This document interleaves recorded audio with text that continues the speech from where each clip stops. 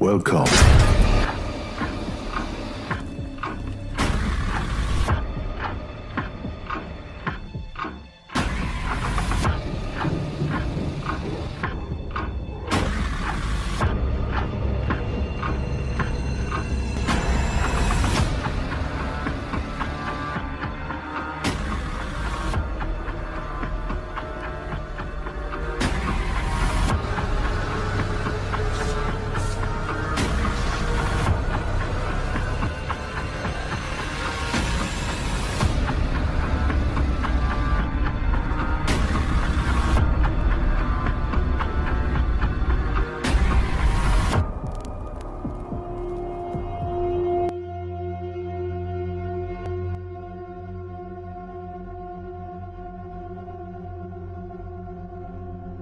Hujan deras turun membasahi bumi, mengiringi perjalanan Pak Budi menuju rumah sakit.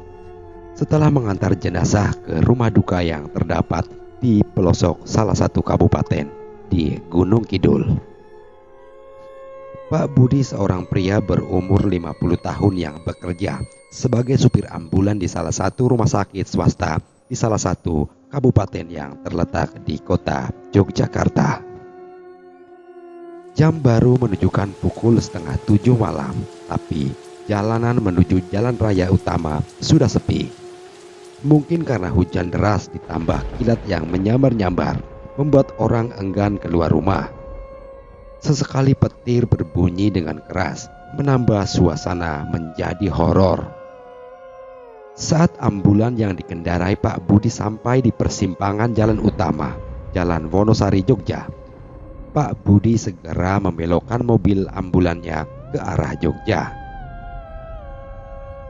Jika jalanan lenggang seperti saat hujan sekarang, jarak tempuh hanya memakan waktu 1 jam perjalanan menuju rumah sakit tempat Pak Budi bekerja.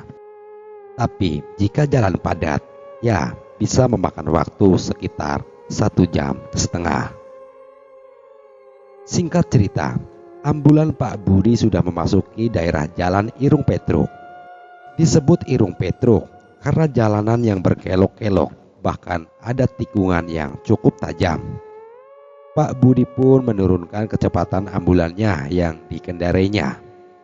Selain jalan licin, jalan itu juga berkelok-kelok.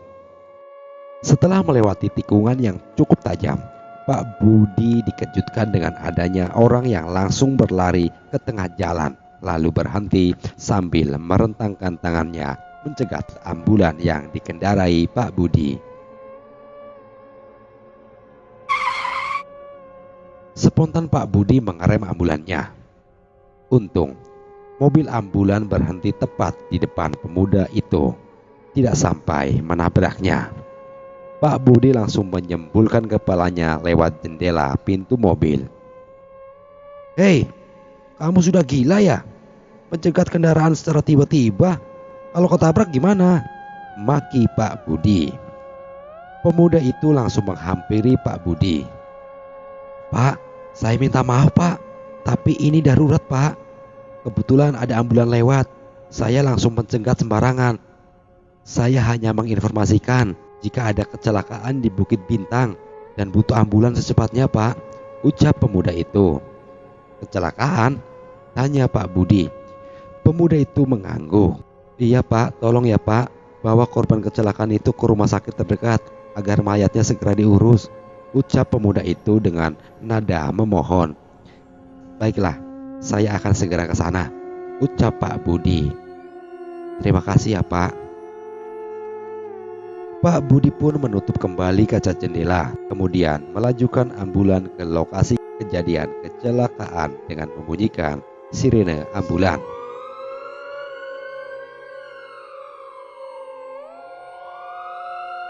Sesampainya di Bukit Bintang, Pak Budi memarkirkan ambulannya di pinggir jalan, dekat korban tergeletak yang sudah tertutup daun pisang. Banyak darah berceceran di aspal. Salah seorang polisi menghampiri Pak Budi. "Pak, apakah bisa diangkat sekarang mayatnya?" tanya petugas polisi itu. Bisa Pak, bisa. Lebih cepat, lebih baik, agar mayatnya bisa segera diurus pihak rumah sakit terdekat, ucap Pak Budi sambil membuka pintu belakang ambulan.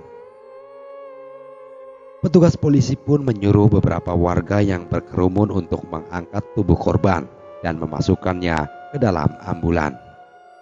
Betapa terkejutnya Pak Budi saat daun pisang yang menutup jenazah itu terbuka.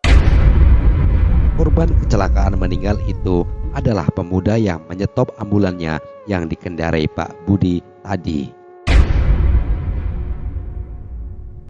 Pak, panggil salah satu polisi sambil menepuk pundak Pak Budi. Pak Budi pun terlonjak kaget. Iya Pak, ada apa? Tanya Pak Budi. Bapak nggak apa-apa? Saya tidak apa-apa Pak, jawab Pak Budi. Bapak sendirian ya? Iya Pak. Ya udah, kalau begitu saya ikut naik ambulan, biar teman saya yang bawa mobil patroli mengikuti dari belakang, ucap polisi itu. Baiklah Pak, kalau begitu mari kita ke rumah sakit sekarang, ujar Pak Budi. Polisi itu pun mengangguk. Setelah berbincang-bincang dengan teman sejawatnya sebentar, polisi itu pun bergegas naik ke dalam mobil ambulan. Pak Budi menjalankan mobil ambulannya meninggalkan TKP menuju rumah sakit terdekat dengan sirine yang berbunyi nyaring. Dengan lihai, Pak Budi membawa mobil ambulan dengan kecepatan tinggi. Sesampainya di rumah sakit, Pak Budi segera memarkirkan ambulannya. Beberapa perawat datang menghampiri. Setelah jenazah dibawa masuk ke dalam rumah sakit, Pak Budi pun berpamitan kepada beberapa polisi yang ada di situ, lalu pergi menuju ke rumah sakit tempat ia bekerja.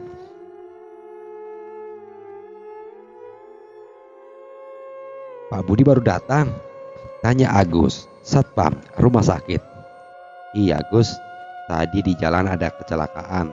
Aku dimintai tolong mengantarkan mayatnya ke rumah sakit, jawab Pak Budi.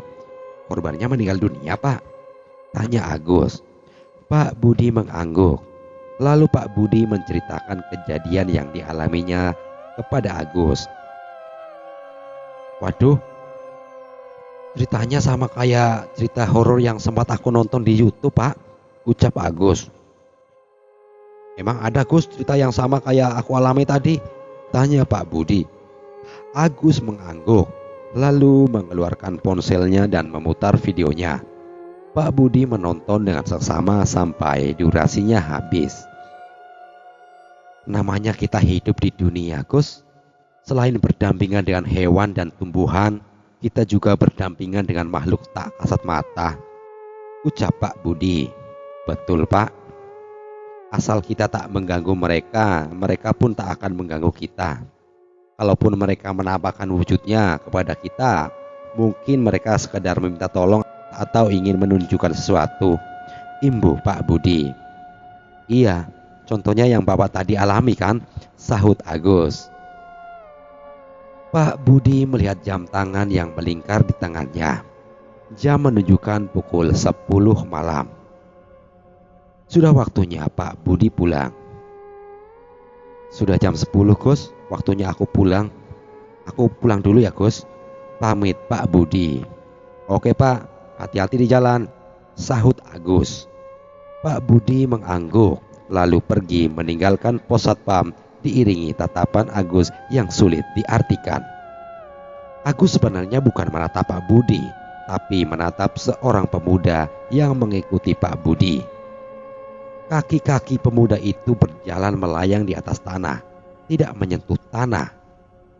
Karena sudah terbiasa melihat hal gaib di rumah sakit, Agus pun tak merasakan takut. Ya Allah, lindungilah Pak Budi dimanapun beliau berada, ucap Agus dalam hati. Saat Pak Budi masuk ke parkiran khusus karyawan rumah sakit hendak mengambil motornya, Pak Budi melihat ada seorang pria berdiri di samping mobil ambulan. Saat hendak melewati mobil ambulan, Pak Budi terlonjak kaget saat melihat pria yang berdiri di samping mobil ambulan itu Pria itu adalah arwah pemuda yang menjadi korban kecelakaan yang dibawanya tadi ke rumah sakit. Arwah pemuda itu tersenyum kepada Pak Budi. "Terima kasih," ucap arwah pemuda itu, lalu menghilang dari hadapan Pak Budi. Pak Budi pun bergegas mengambil motornya dan pergi meninggalkan parkiran rumah sakit untuk pulang. Demikian cerita kali ini. Sekian dan terima kasih.